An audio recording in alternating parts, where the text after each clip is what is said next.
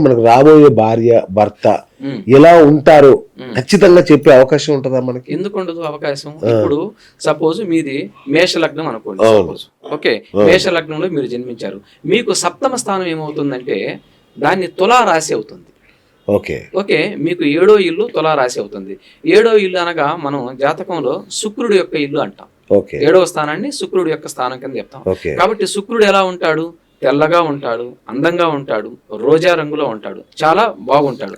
కాబట్టి ఈ మేషలగ్నం వాళ్ళకి ఎవరైతే భార్య రాబోతున్నారో ఈ వచ్చే భార్య చాలా అందమైన యువతిగా ఉంటుంది. కొంతవరకు లవ్ మ్యారేజెస్ జరిగేదానికి అవకాశం ఉంటుంది. ఓకే, లేదు అందులో ఆ సప్తమ స్థానంలో గనక వేరే గ్రహాలు ఉన్నాయి అనుకోండి, లేదంటే శనో, లేదంటే కుజుడో, లేదంటే రాహువో, లేదో కేతు అనుకో, దాని నుంచి కూడా ఫలితాలు మారిపోతుంటాయి. ఓకే, శుక్రుడైతే తెల్లగా ఉంటారు, మంచి వర్ణంతో ఉంటారు. రాహు కేతులు ఉన్నారు అనుకోండి, అనేక రకాల ఛాయలు ఉంటాయి ముఖంలో, నలుపు ఉండొచ్చు, అనేక రకాల తేజస్సు విహీనంగా ఉండొచ్చు, లేదంటే అది ఇంటర్ కాస్ట్ మ్యారేజ్ అవ్వచ్చు, అనేక రకాలుగా కూడా ఉంటుంది. కాబట్టి సప్తమ స్థానంలో ఏ గ్రహాలు ఉన్నాయో దానిని బట్టి మనకు వచ్చే భార్య ఎలా ఉంటుందో మనం నిర్దిష్టంగా చెప్పగలం. సూపర్. అయితే ఈ మధ్య మాకు ఈ మన పాయింట్స్ కలుస్తాయి కదండి, ఎంత 36 పాయింట్లు కలిసినా చాలు, మాకు 34 గెలిచాయండి, ఇక మేము పెళ్లి చేసుకుందాం, అయ్యగారితో ఏం పని అని కొందరు అలా చూసుకొని కూడా ఈ మధ్య వెబ్సైట్లలో చూసేసుకొని చేసేసుకుంటున్నారు. మళ్ళీ వెంటనే విడాకులు కూడా తీసేసుకుంటున్నారు. అది వాస్తవంగా చెప్పాలంటే ఆ పాయింట్స్ కలిసి దేని వల్ల కలుస్తాయి అంటే కేవలం అది నక్షత్రాన్ని బేస్ చేసుకుని మాత్రమే కలుస్తాయి. ఓకేనా? నక్షత్రాన్ని బేస్ చేసుకొని కలుస్తున్నాయి. కాబట్టి ఒక నక్షత్రం నుంచి వాళ్ళ నక్షత్రం మిత్రతార అవ్వచ్చు, సంపత్తార అవ్వచ్చు, పరమ మిత్రతార అవ్వచ్చు. ఓకే, ఇలా మిత్రతార, పరమ మిత్రతార, సంపత్తార, క్షేమతార ఉన్నాయి. ఇంకేంటి అలా వచ్చినప్పుడు ఏమవుతుందంటే మీకు 32, 34, 36 పాయింట్లు కూడా వచ్చేస్తాయి. కానీ దాన్ని అలా తీసుకోకూడదు. ఓకే, ఈ అబ్బాయి పుట్టిన లగ్నం ఏమిటి, ఆ లగ్నానికి సప్తమ స్థానంలో 7వ స్థానంలో ఎటువంటి గ్రహాలు ఉన్నవి, ఓకే, అతని జీవితం ఏ విధంగా ఉంది, ఏ మహర్దశలు ఇప్పుడు నడుస్తున్నవి అనేది కూడా మనం చాలా చూసుకోవాలి. పొరపాటున నక్షత్రాలు బాగా కలిసినవి, సప్తమ స్థానంలో ఏ కుజుడో ఉన్నాడు, వాళ్ళు సపోజ్ మకర లగ్నంలో జన్మించారు, కర్కాటక లగ్నం అయింది సప్తమ స్థానం, దాంట్లో కుజుడో, రాహువో, కేతువో, శనో ఎవరో ఉన్నారు, అప్పుడు ఏమవుతుంది? తప్పకుండా విడాకులు అవుతుంది, తప్పకుండా మరణాలు సంభవిస్తున్నవి. కాబట్టి ప్రతి ఒక్కరు జాగ్రత్తగా అది చూపించుకోవాలి. ఎందుకంటే చూసి ఫిక్స్ అవ్వడం తప్పు. అది ఏంటంటే ఓన్లీ నక్షత్రానికి మాత్రమే కలుస్తున్నాయి ఆ పాయింట్స్. కాబట్టి జన్మ జాతకాన్ని పరిశీలన చేసినప్పుడు మాత్రమే వాళ్ళ యొక్క సప్తమ స్థానంలో ఉండే దోషాలు మనం తెలుసుకోగలుస్తున్నాము. తెలుసుకొని తగు ఉపాయం ఉంటే రెమెడీ చేయగలము. లేదు అనుకుంటే సైలెంట్ గా ఉండడం అని చెప్తాం, వద్దు అని చెప్తాం.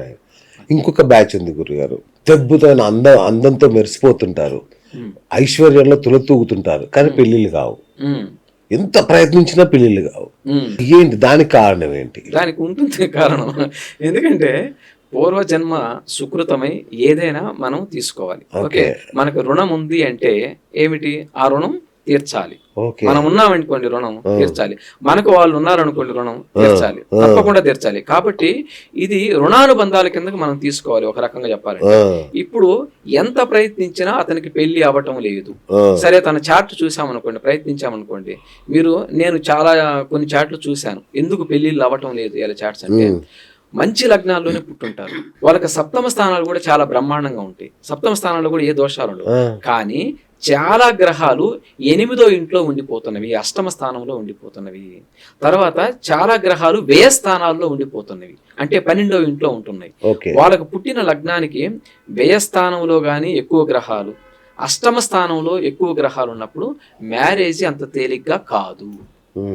అంటే వాళ్ళు ఎన్ని ప్రయత్నం చేసినా సరే అవ్వాలంటే చాలా నేను ప్రత్యక్షంగా గమనించా గురుగారు, 500 కోట్ల ఆస్తి ఉన్న ఒక అమ్మాయి సంబంధం కోసం విశ్వ ప్రయత్నాలు చేస్తుంది, దొరకట్లా ఉంటుంది. వాళ్ళ జాతకాన్ని పరిశీలన చేస్తే ఏ గ్రహాలు అదుపుతాయో తెలుస్తుంది అందుకని. కాబట్టి ఇలాగే వీళ్ళనే కాదు, మనం ఇప్పుడు కనపడే వ్యక్తులనే కాదు, కనపడని వ్యక్తులు ఎంతమంది, యోగులుగా మారింది ఎంతమంది, సాధువులుగా మారింది ఎంతమంది, వాళ్ళ జన్మ జాతకాల్లో కూడా ఇలాగే ఉంటున్నవి. కాబట్టి పెళ్లి అవ్వాలని, పర్ఫెక్ట్ గా అవ్వాలని ఏమి రూల్ ఏం లేదు, అవ్వకుండా కూడా చాలా మంది జాతకాలు నిలబడిపోయి ఉన్నది.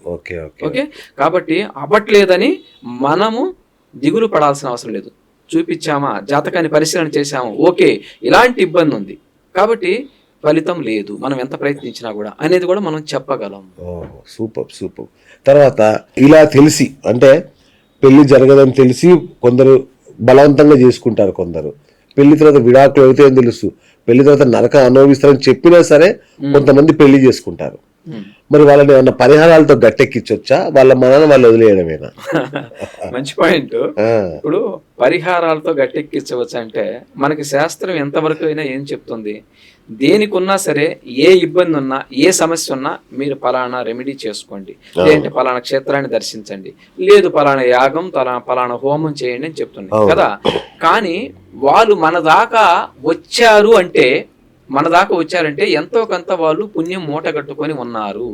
కాబట్టి అవకాశం ఉన్నంత వరకు కలిసి ఉండేదాని కోసమే మనం ప్రయత్నిస్తాము. కాబట్టి ఇంకా విపరీతంగా అవకాశమే లేదు, ఛాన్సే లేదంటే నేను కొన్ని చాట్లు కూడా చెప్పేశాను ఈ మధ్య కాలంలో మన ఛానల్ నుంచి వచ్చిన చాట్స్.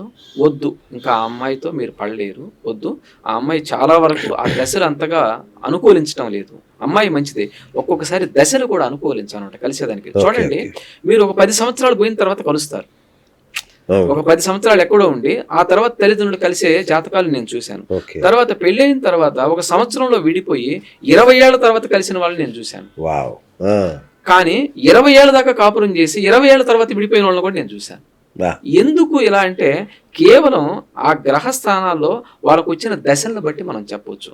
మా ఆయన చాలా మంచివాడండి, 10 సంవత్సరాలు మేము చాలా బాగా కలిసి ఉన్నామని అంటారు. ఏం లేదు, కలిసి ఉండటం కారణం ఏంటంటే మంచి మహర్దశ నడిచింది, కానీ వాళ్ళ జాతకంలో ఎప్పుడో ఉంటుంది. కానీ ఆ మహర్దశ ఎప్పుడు వస్తుందో కూడా మనం చూసి చెప్తారు, అంతే కదా. మరి ఇప్పుడు కుజగ్రహం ఎప్పుడు వస్తుంది, శని మహర్దశ ఎప్పుడు వస్తుంది, రాహు మహర్దశ ఎప్పుడు వస్తుంది, వాళ్ళు పుట్టిన నక్షత్రాన్ని బట్టి, పుట్టిన లగ్నాన్ని బట్టి మనం చెప్పగలుస్తున్నాం. కాబట్టి అది చాలా ఈజీ మెథడ్, తెలుసుకోవచ్చు. కాబట్టి ఇబ్బంది పడాల్సిన అవసరం లేదు, అవకాశం ఉన్నంత వరకు వాళ్ళకు రెమెడీ మనం చూపిస్తారు. సంతోషం. అట్లాగే పుత్రుడు లేదంటే పిల్లలు, సంతానం, సత్సంతానం కలగడం అనేది కూడా ఒక రకంగా భాగ్యం అనే చెప్పాలి. సో ఎట్లాంటి జాతకులకు మహర్జాతకులైన పిల్లలు పుడతారు అంటే పిల్లల వల్లనే కదా ఏ తల్లిదండ్రులకైనా గుర్తింపు. సో మరి మహర్జాతకులు, యోగ జాతకులు మన కుటుంబంలో పుట్టాలంటే ఏం చేయాలి అసలు? మీరు చేసేది ఇప్పుడు ఏం ఉండదు, ఓకేనా. పూర్వజన్మలలో ఆల్రెడీ చేసుకునే వచ్చి ఉంటారు. కాబట్టి పుణ్యం కొద్ది పురుషుడు, దానం కొద్ది బిడ్డలు అన్నారు. ఈ సామెత ఏం ఊరికే రాలేదండి. మీరు ఎప్పుడైనా సరే బ్యాంకులో బ్యాలెన్స్ వేసుకొని ఉంటేనే ఇప్పుడు డ్రా చేసుకొని తినే అవకాశం మీకు కలిగి ఉంటుంది. కాబట్టి ఏంటంటే చాలా మంది జాతకాలను పరిశీలన చేసినప్పుడు ఒక అతను మీన లగ్నంలో జన్మించాడు. మీన లగ్నాన్ని నుంచి పంచమ స్థానాన్ని చూస్తే కర్కాటక రాశి అవుతుంది. ఓకే, 5వ లెక్కేస్తే పంచమ రాశి కర్కాటక రాశి అవుతుంది. ఈ కర్కాటక రాశిలో గనక ఆ టైంకి, ఇతను పుట్టిన టైంకి గురువు చంద్రుడు ఉన్నారనుకోండి, అద్భుతమైన గజకేసర రాజయోగంతో కూడిన హంసయోగంతో కూడిన పిల్లలు జన్మిస్తారు. వాళ్ళు గురువు అంశలో జన్మించారు అని లెక్క. వాళ్ళు పుట్టిన దగ్గర నుంచి కూడా ఆ ఇంట్లో యోగం స్టార్ట్ అవుతుంది. చూడు, మనం చాలా మంది అంటుంటాం, ఆ అమ్మాయి పుట్టిన తర్వాత మంచి యోగం కలిసింది, ఆ అబ్బాయి పుట్టిన తర్వాత వాళ్ళ ఇల్లు బాగుపడింది అని మనం ఎన్ని సందర్భాలు వింటున్నాం. అలాగే ప్రతి ఒక్క లగ్నానికి కూడా 12 లగ్నాల్లో ఒక పంచమ స్థానం ఏర్పడుతూ ఉంటుంది.